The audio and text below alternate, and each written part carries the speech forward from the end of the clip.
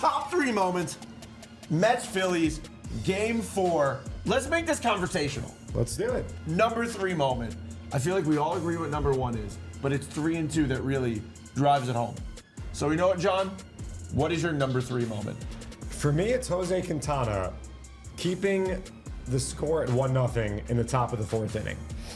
The chopper that scores a run, Mark Vientos mishandles the ball. You're thinking to yourself, oh no, this could be possibly bad. He gets Real Muto, he gets Weston Wilson, and the Mets get out of it. Still 1-0. To me, that was a huge moment. Francisco Lindor's grand slam to put the Mets ahead once and for all. Section 505 was so loud, and I screamed so loud. There was a moment where I got lightheaded and I had to put my hand on the seat because I thought I was gonna pass out. Out of body experience. I don't know. I blacked out. I don't know. I blacked out. Only one remains. Bye-bye, fanatic. Guys, we're at Citi Field right now. We have Hunter in the flesh because we love this kid. We don't bully him. Look, this is going to be one of the no notes. We're just talking. We are at Citi Field right now. You can see the cleaning crew behind us. We just watched I would say the most important game in Citi Field history to this point, because for the first time in the history of this building, we watched the Mets clinch a playoff series at home. The Mets, this team that we all love, got to celebrate on that field. And we'll tell you a little bit more about that later because all 3 of us got some firsthand experience. We'll give you some insight on how special it was. But guys, what a game this was. What a series this was. Wow. Where to begin? This was, we all woke up this morning. I know I was feeling anxious, knowing what was possible, but also thinking that there's a chance we go back to Philly for Game 5, and none of us wanted that. No. Especially with, Friday being Yom Kippur and all. So no one wanted that. And, the Mets leave the bases loaded in the 1st inning, and they leave runners on base in the 2nd inning, and the Phillies scratch out a run in the 4th inning. How bad is the lawnmower behind us? There is a It's not a lawnmower. I don't know what it is. It's no matter what it is, I can promise definitely you. Not a lawnmower on the concourse. It's a leaf blower. Leaf blower. No, it's a reef blower. It's a leaf blower. Playing with a reef blower. That's SpongeBob. SpongeBob. One of the first episodes. Anyway. This night, look, we know the moment that it crescendoed in, and I feel like that's a moment that there are 7-year-old Met fans who will remember that for the rest of their lives. There are 15-year-old Met fans that will remember that for the rest of their lives. There are 25-year-old Mets fans. There's 31-year-old Mets There are fans. 31-year-old Mets fans. There are 33. How old are you? I'm 23. I'm trying to go like 10-year range gaps. Yeah. There are 40-year-olds and 50-year-olds and 6-year-olds and 70-year-olds and so on and so forth. And there were Mets fans born tonight. That moment was...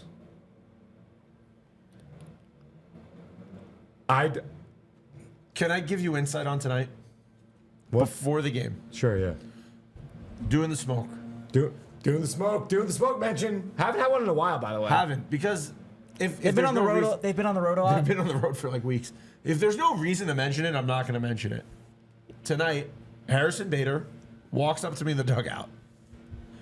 This guy, dugout guy. John, Harrison Bader shoves me, gives me a chest push, and then he goes, "Let's go."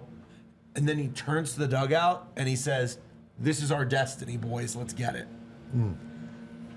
I texted my wife at that moment and I said, "They're winning tonight." I also panicked because I texted you and said today's going to be a good podcast, but I got really panicked because I was like, "Oh wait, I don't know. I didn't say to John in person it's going to be a good podcast." Well, hopefully it is one. Well, it is. It is. They won. Hopefully everyone likes it. But I mean, look, that inning, the CMO, the big dog.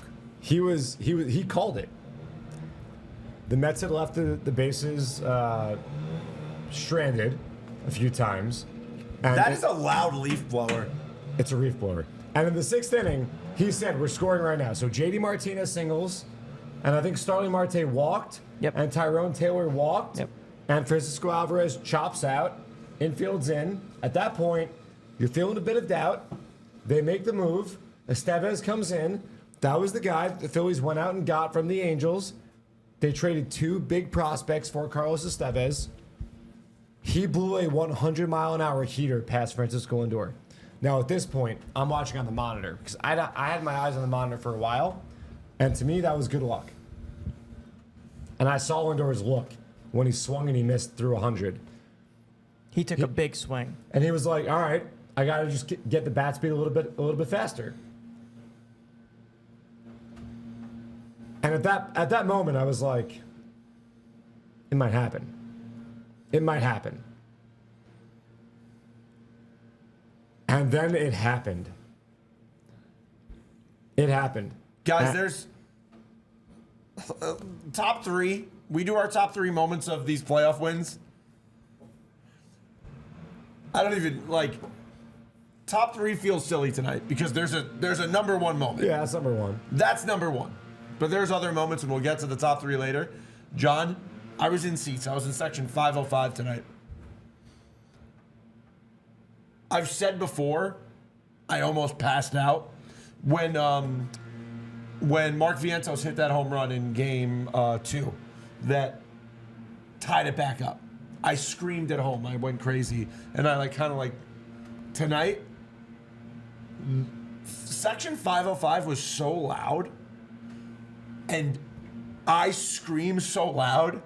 There was a moment where I got lightheaded and I had to put my hand on the seat because I thought I was going to pass out because Citi Field rocked the way that me and you have talked about this entire season. 2015, 3 home runs against the Nationals was nothing compared to that Francisco Lindor grand slam. Of course not. I mean, the last 2 nights were magical because of everyone out there that came and screamed and conquered. Our best My Girl yet. Best My Girl. Everything was incredible.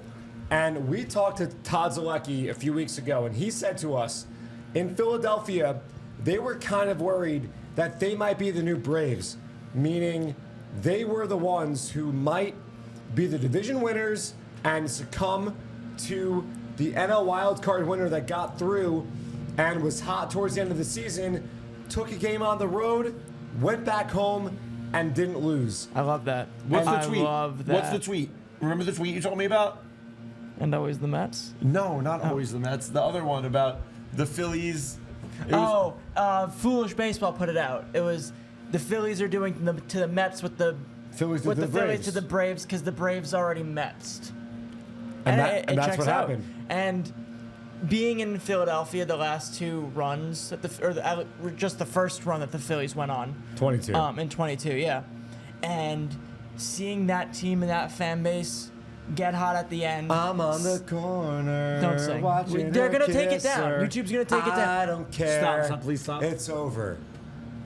You're done. He's Your so window's annoying. closed. He's so annoying. It's over. No, I'm not. Can I finish? Go ahead, and then I'll say goodbye to them. But seeing that fan base and that team stay hot through the end of the season, clinching on essentially the last day of the season, staying hot through the wild card round, staying hot through the divisional series, that's what this Mets team sort of reminds us of, right? Of that 22 Phillies team. 22 Phillies, 2019 Nationals, Any of those teams. And a lot of my Phillies friends. 21 Braves. Actually, of- I would say more 2019 Nationals than 21 Braves, but that's just me. Yeah. But you see a lot of that resemblance in the 22 Phillies and the 24 Mets. And to see that sort of flip in the culmination of tonight's game was pretty epic. It was pretty sweet to see it. I have something to say. Okay. Fly, Eagles, fly. We're on our way to victory. It's on the road to victory. Whatever. EAGLES, Eagles. Because John, we're Jets What fans, is he dude. We doing? can't- it's Eagles season in Philadelphia. I know, but we're It's Jets fine. fans. That's I don't fine. care. What is he doing? No, but it's it. We're Jets fans. We can't be proud right now of football. That's not the point. I get what the point it's is. Eagles season in Philadelphia Oh, now. okay, I kind of get it. No, you should full get it. No, I get it, dude. You should full get it because This podcast is unhinged Because it's full Eagle season and FMB. But go on. This is a wild podcast. After the game, we got an email that there was an employee party. So we've all been like with our closest coworkers. Like, the craziest thing about working here is when you're watching the game. I was up there for the final out, and then the TV feed starts playing, and then you're watching the TV, and then you go, oh, there's Tommy from work. My Gabe texted me, and he goes, I just saw JMB 9191. I see Bobby on TV. I see Will on TV. And it's so crazy. And then an email goes out that goes, hey, party in the K Corner. And then we all get to go to the K Corner. We all get to hang out. We all get to hug. And then before that, the three of us are very fortunate in the position we work in where we were on the field for the post game. And how special of a moment that was for me, and I know for you, and I know for you. And getting to just like bask in the feeling of like being on this field that we grew up loving. Like, we grew up at Shea, we moved to here. Getting to be a part of this moment and getting to like congratulate players, and then like weirdly players saying really nice things to us. This night is uncomparable. I mean, I can't believe the last few hours I've had from watching the team I've loved since I was a kid win one of the most important games in their franchise's history, to then going on the field with people I love. Like, I love John like a brother. I love Hunter like a brother. And getting to enjoy that moment with people I care about. And not even just people I care about, but people who I know care about the team as much as I do. And then getting to like Sean Mania, I literally said to Sean, hey dude, I've loved this team my whole life. And I want you to know this is my favorite team I've ever watched. And you know what Sean said? What did he say? We're having a pretty good time, aren't we, dude? And that's, I mean, Sean and I is one of the many parts of the offseason the Mets had that I know MLB Network, and there's been a lot of talk about it. This front office absolutely nailed it. Between Sean and Sevy and Jose Quintana a couple years ago. Harrison Bader this year. Harrison Bader, and trading for Tyrone Taylor. And Luis Torrens. Giving Mark Vientos the chance that he's grown into and been an absolute monster. And of course, Jose Iglesias. JD Martinez. Just, it's, 2022 is not that long ago, and that was a 101 win season. That felt long ago after 2023 because of all that went wrong. But there was a solid base there, and you needed to sprinkle the right moves in to get back to where you were. And no one really saw it coming, I guess, although some of us did. Some of us thought it would be a competitive team. I don't know if anyone thought it would be an LCS-bound team, but I will say, me and you both said to people who work here, because we started when we were getting ready to start the podcast, going into spring training, everybody was talking about how it was a rebuilding year. It wasn't a rebuilding year. And me and you both said to people, we saw the moves, and me and you both said to separate people, this team is going to be in the playoffs. That is something me and you both said to people before the season even started. We both said this is going to be a really fun a fun team to watch. We're going to be watching really exciting baseball in September, and this team is going to go into the playoffs. Like you said, to say I knew this team was going to be in the NLCS, no. But you know what I did say before the season? This team reminds me a lot of 2015. You did say that. And in 2015, I remember thinking, you know what, this team's going to be fun to watch. If they get a win in the DS, that's all I care about. And I'm not guaranteeing anything. I'm not saying anything. I'm just saying baseball's different now. Playoffs are different. Isn't it weird, dude? 2015, we had just won our first playoff series. Don't you feel like we won 4 in the last week? Well, in 2015, the Mets took a 2-1 lead in the LDS, and they lost Game 4 and had to fly all the way back to LA for Game 5. And but tonight, aside from that, like Milwaukee, no, Atlanta to Milwaukee, no. Oh, you mean fourth playoff series? Yes. Yes. Yeah. Yes. They've been playing playoff baseball since the 4-game set with Philly here. Who knows more than that? Goes because back Hunter, further. Hunter, how long were you on the road? I was on the road since the first Saturday in Milwaukee. Forget that. The Toronto game on 9/11. Forget that. Okay, yeah, forget it. when Lindor homered to break up a no-hitter and the Mets Yeah. split for 6 in the ninth.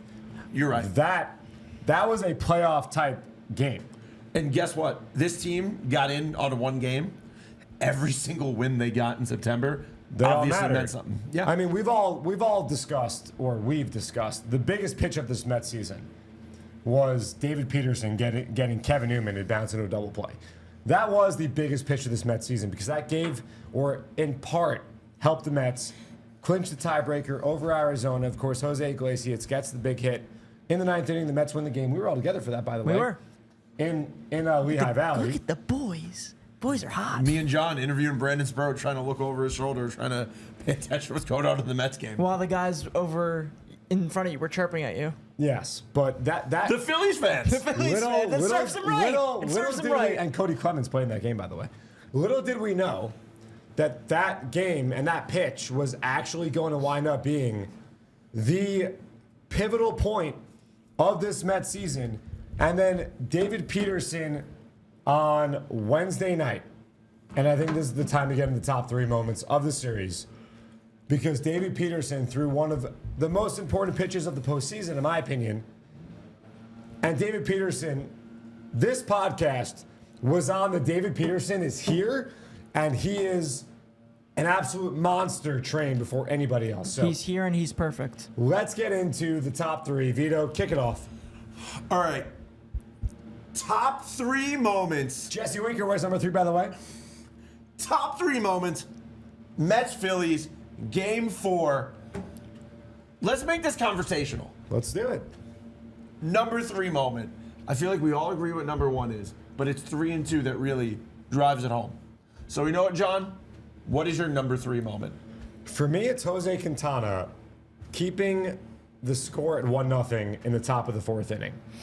The chopper that scores a run, Mark Vientos mishandles a ball. You're thinking to yourself, oh no, this could be possibly bad. He gets Real Muto, he gets Weston Wilson, and the Mets get out of it. Still 1-0. To me, that was a huge moment because I was actually in the stands for this moment. Quintana has allowed the run, he gets Real Muto, and he gets Stott. And he keeps the deficit at 1-0. And being in the stands, I felt the energy. It was a nervous energy. I'm not going to lie. Mets fans at that point were all like, and for the Mets to get out of that inning at just 1-0, that was massive. And Jose Quintana, we cannot talk enough about the job he has done so far in this postseason. We know the September he had. Jose Quintana's been a godsend. Wintana. Jose Quintana. And I have a David Peterson, though, for you also. But Jose Octana. that was a massive moment. For me, that's number 3. Do you agree with that? I mean, I 100% agree. Number 3 moment has to be Jose Quintana keeping it in a 1-run game because this is something me and Hunter spent a lot of games watching with each other because one of my favorite places to watch a baseball game is in the social media booth with Hunter and Will because it's 3 guys who grew up rooting for the Mets, watching games, a lot of like wild stuff being said, a lot of jokes being made, but one thing me and Hunter always say, and Will even gets annoyed by it sometimes, anytime the Mets go down 1 run, me and Hunter go, you have to score 1. You have to score at least 1 to You win. have to score 1. So giving up 1 run never bothers me. Jose Quintana keeping it to that 1 run means everything to me. So, it was such a huge moment, and it just when you're down 1 swing can get you right back in the Exactly. game. Doesn't matter who it is. Not 1 swing, just 1 hit. 1 base hit could possibly get you back. I get what you're saying. Thanks, John. You're trying to make me look like the No, bully, I'm so- not. I get what you're saying. I agree with Hunter. I'm saying that baseball's beautiful. Okay. Something like that. Hey, you know what? It's like somebody on the Mets said to you one time. That's baseball. Susan. What's number 2? All right, number 2 moment. Fitting that it's number I think 2. usually this would be a number 1 moment, but the number 1 moment was so far and ahead. Number 2 moment.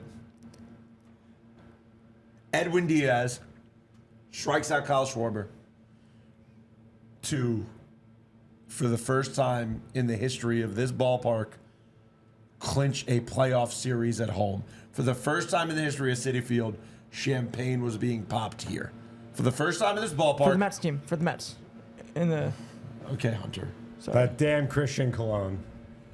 But number 2 moment, Edwin Diaz getting the strikeout of Kyle Schwarber, securing that beautiful playoff clinch at home for the Mets.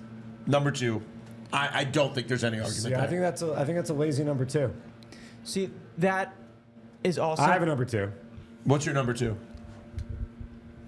When David Peterson came in the game, it was a bad day to be at Worm, Queens. It was. And in the 7th inning, there was an Alec Boehm foul ball. There were a lot of situations when David Peterson came in the game.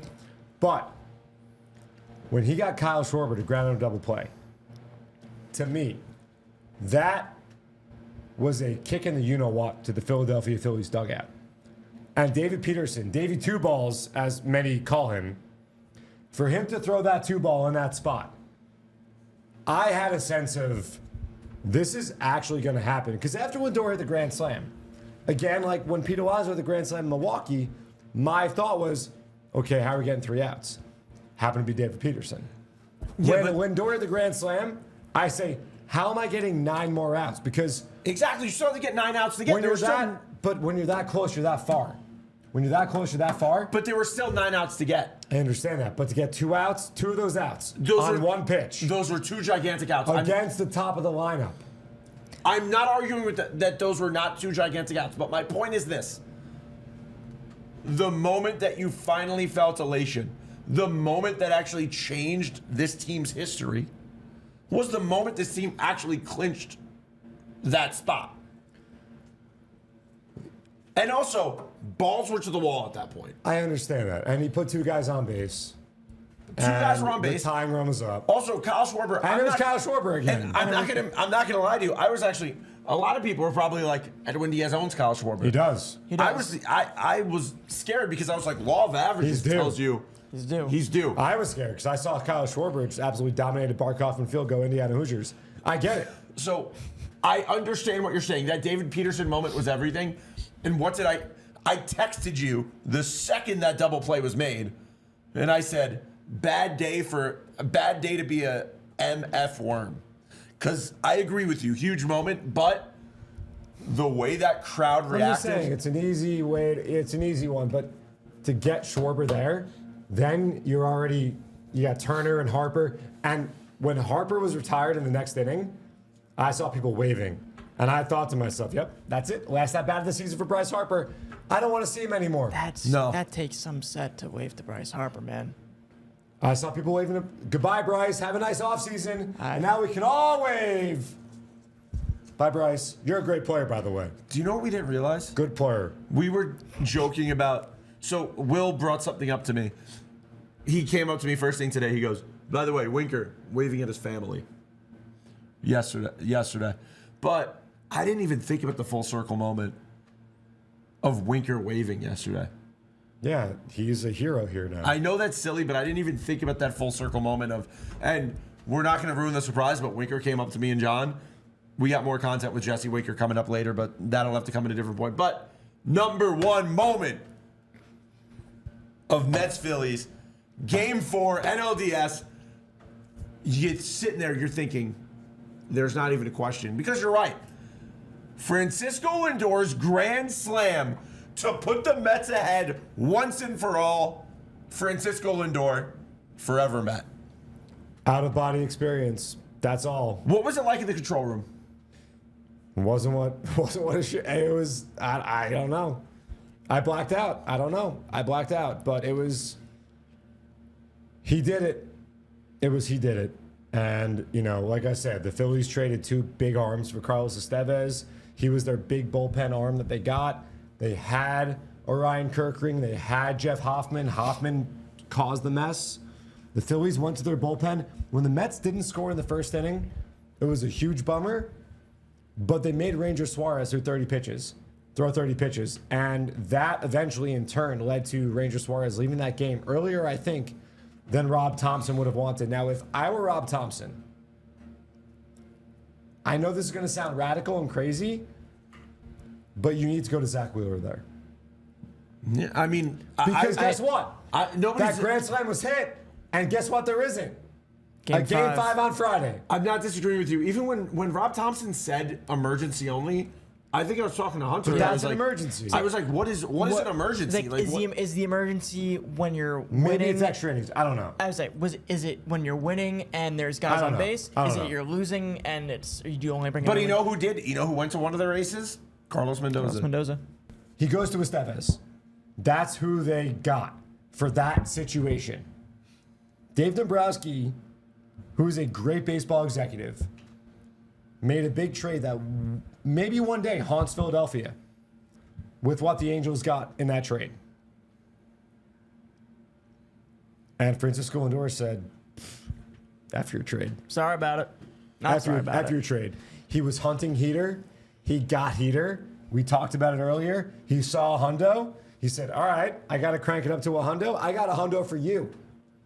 And he gave a hundo. Me and you saw Francisco Lindor for roster for starting lineups on Tuesday, right? And me and you saw Francisco Lindor walk up to the top of the stairs, and we saw him acknowledge the crowd cheering for him. And do you remember? Special moment. Me and you looked at each other and were like, "This is cool." Francisco Lindor, the season that he's had and the season that, it sucks that the injury happened late in the year and he couldn't really, the counting stats kind of suffered a bit for it, but this is really one of the most special seasons in Mets history. I'm going to say something wild. I think that injury, could it sound crazy? I think it's one of the best things that happened to this team because that injury showed this team that they could win a few games without him. Sure. And that kind of showed them like, hey, everybody can step up on this team and have a moment. Because there was a period there towards the end of the season where Francisco Lindor, like the Toronto game you brought up before, he was the only guy stepping up. He was the only one having those moments. L.A. Acuna had some big hits for the Mets. When Francisco Lindor went down, everybody stepped up because one, Francisco Lindor made himself a presence in that dugout. He was throwing the cards. He was in the dugout every day. And you could see this, you could see the anger in his face that he wasn't out there. Still supporting his team, but you could see the feeling of like, I want to be out there actually playing baseball. That injury showed this team, Pete could be the guy, Mark Vientos could be the guy, Brandon Nimmo could be the guy, Luis Angel Acuna could be the guy. I think that injury was actually very important for this team going into the postseason to be like, oh wait, we are this good. There's a bunch of guys. Exactly. It's like I said, crazy thing to say that in injury to a guy who was on an MVP track, who still could win MVP. 100%. It's crazy when he comes up. We all have that vision, that dream, like, yo, what if he hit a grand slam here? Nah, he won't hit that. What did I say to you at the Atlanta game? At the bar, at the K Corner, what did I say to you? What'd you say to me? I said we've never had a player like Francisco Lindor. If you're playing Stratomatic baseball, and he's up in that spot, bases loaded, down 1-0, Alvarez is chopped at, and you're like, if he hits the ball on the ground, this could be it, and this is another time we leave him stranded. You're playing Stratomatic. What's the probability that he's actually going to hit that home run? It's 1 in 20. But I know that we're all like, yo, imagine. And then he makes contact, and the ball's in flight, and Marsh and Castellanos are going back, and they're looking up. And you know that at least the Mets are taking the lead. But then, and there's nothing better in baseball than a grand slam. You literally cannot score more runs on a singular swing of the bat than the grand slam. It is the epitome of the heroic moment in baseball. And it's his first home run of the postseason, his first home run at Citi Field of the postseason. And he did it. And it's his second career grand slam in the playoffs. His first one was a huge moment. Guardians, or at the time Indians, down 8-3 against the Yankees. Chad Green. He hits a grand slam. The guy, Matty V, has an all-time call. It's your boy. This one was bigger. And that, Guardians and Yankees fans, ever since that Braves home run, Mets fans have been pointing at this is the biggest home run in Mets history. He just undid it. Yankee and Guardians fans kept being like, actually, he had this gigantic. We've had like the biggest home run in Mets history 3 times in the last week. Crazy. Baseball Reference put out this on Twitter. CWPA? No. Do you know anybody that? Former. This was the first home run in postseason history first grand slam in postseason history hit by a shortstop that gave a team the lead. A go-ahead grand slam by a shortstop. Yeah, first time. So we made history twice because Pete Alonso was the first guy to. Ninth inning go-ahead in elimination game. They just keep playing the game of the year or keep having the moment of the year. What, 3-4 times in the span of the last 10 Can days? I tell you something that annoyed me? By me? RotoWare put out that Tiger shirt that had the probability chart. It's a very cool shirt. It's a very cool shirt. Shout out to my Tigers fans. But I do feel like I have one. probability charts have been our thing. Yeah, especially with the Rizzler. You saw Reed Garrett when he was interviewed and he said, "Our probability charts are going viral, aren't they?" Shout out Reed Garrett, by the way. He also did a great job before David Peterson came in. He's been unhittable. He had a bunch of big apps This tonight. team is sick. It's deep. It's well-rounded. It's really, really good. It's well-managed. It was well put together. It's been the best team in baseball since June, and that's why when the Mets won that game 3 in Milwaukee, I knew the city of Philadelphia was not happy, and the city of Philadelphia was nervous. They were worried about what was to come. They were, because they knew. They knew deep down that this was going to happen. Mm-hmm. This was going to happen, and guess what? It did. It happened. How many times this season did you guys talk about exercising demons? Right? How many demons did this exercise of? To all the Philly fans who encountered myself and my mom and my dad in 2007, I hate you. I'm just kidding. that got in our faces as things didn't go well for me and went well for you. I hope your evening was poor. And you know what I love? This has been covered on Twitter a bunch. Phillies fans kept tweeting, "I went to the Mets game and nobody was even mean to me." You know why? No fear. Sorry that we're a classy No bunch. fear. Sorry that we have a good atmosphere and that we like to have a good time. There were 2 Phillies fans in my section. And as I left, you know what I did? I didn't go, You shook their hand. I didn't go, "Sucks to suck." I went, "Yo, good series." And I gave him a fist bump. You know why? Classy lads. I love baseball. I love divisional series. And this was everything. And it was the first time, by the way, these two teams have ever met in the playoffs. And guess what? Todd Zalecki told us a few weeks ago. Bryce Harper has only hit 3 home runs as a Philly in Citi Field. None. Guess what? None today. None yesterday. That number remains the same. It's tough. Nice. It's tough. Man, so the 3 of us sit here as the Dodgers and the Padres go 2-2. Dodgers won tonight. We sit here and we look forward to the next series. The good news, we know we're going to the West Coast. We'll find out who we play. But I ask all of you Mets fans, until that first game of the NLCS, I want you to look back at this year. NLCS. I want you all to The want you to go to the window. NLCS. I want you to think back to 0-5. I want you to go back. I want you to think to 11 under. I want you to go back. I want you to think of the first time this guy showed up. I want you to think back to that OMG concert. I want you to think back to the night the seats showed up. I want you to think back to the grand slam that Edwin Diaz gave up to lose a game. I want you to go back to all of these moments that might have made you happy or upset throughout the year. And I want you to remember that they all led to this moment. And as bad as you might have felt it one day this year, how we feel right now to have get to see this team that we love celebrate in front of their fans, it's just the beginning. I mean, yeah. What else is there to say? Can't put it any better than that. It's been a magical ride, and as Mendy said to the crowd here tonight, and in the clubhouse, the story continues. And we have a name now. Mets Nation. Thank you to Francisco Lindor. Thank you to Francisco Lindor again, because we have a lot to thank him for. And Carlos Mendoza saying in his speech, like you said, thanking everybody and then going, lastly, we want to thank our fans. He didn't say, lastly, I want to thank our podcast. That was second to last, I think. Oh, my bad. He did say something very nice to me. And I know, I was just joking. I'm not gonna go on. I love everybody on this team. I love everybody involved in this team. I want you guys to know the people who work here, they care. And I hope that goes a far way for you guys, because it's not just people working for a company. It's a lot of people who love this team. And there's 3 people sitting right here who this win meant everything to. And we sit here at an empty Citi Field, and the three of us will leave like it's Moneyball.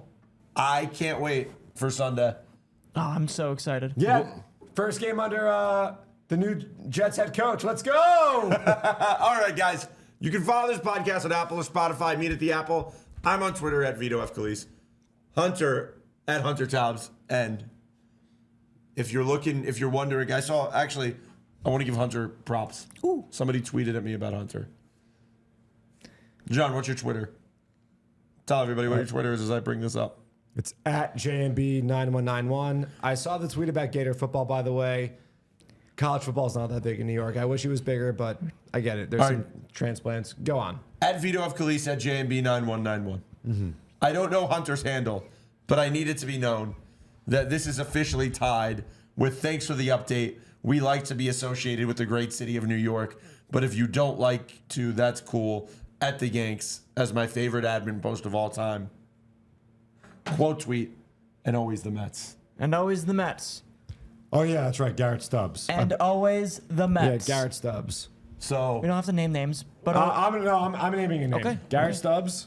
and always the Mets. wanted to give Hunter his flowers, but Thank you. John, What's wrong with Garrett Stubbs? What's John? Garrett Stubbs doing right now? great job this series. On a flight to Cancun. Hey, if you like the light shows, if you like the fireworks, not pointing any fingers, one guy has a lot to do with it. John.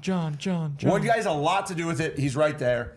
Hunter has really made an impact on social. Thanks, Vito. And I love working with you guys. I look forward to doing more Likewise. games with you. Absolutely. Mendez, thank you so much for staying with us. Mendez. We had a long night. Mendez has twins to go home to. But follow this podcast at Apple and Spotify, and you know where we'll see you guys. Mendez, I'm looking at the wide, or am I looking at the close? Wide? We'll see you guys at the NLCS.